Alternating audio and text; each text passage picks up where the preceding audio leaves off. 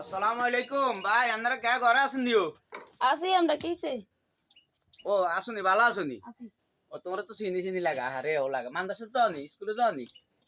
যাওনি? যাই যাও কেন? ভালো হয়েছে।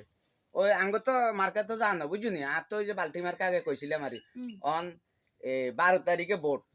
আর কি কি দিও এটা তো তোমরা আমি কই দিছি, কথা বুঝুনি? আচ্ছা আমরা বই না আমরা আচ্ছা আচ্ছা শুনো না, কি কি দিছে এটা তো কই দিছি না।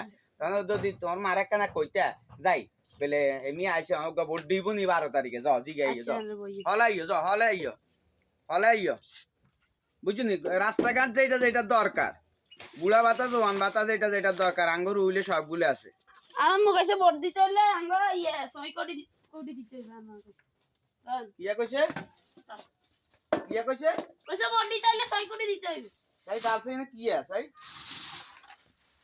সই কোটি দে আনা আনার ভোট দিব না হ্যাঁ সই কোটি দিতে হবে সই কোন জায়গা ভোট দিতে না না বাবা তুই আরই যা ধর বাবা। দে সই কোটি দে ইন্নারিল্লাহ, আহারে কেরে কইছে, আহারে আল্লাহ কেরে কইছি কিন্তু লেখা রাখতে মার হে বো বেলে সই যাই ভোট নিতে আই সই করে আচ্ছা শুনো তার হরা তোরা মারে কইও বেলে সই কুড়ি দিছে ভোট গাছ। আচ্ছা না বেগি কোটি দে না আচ্ছা শুনো 12 তারিখে ভোট গাছ মিস ন করে, কথা বুঝছনি?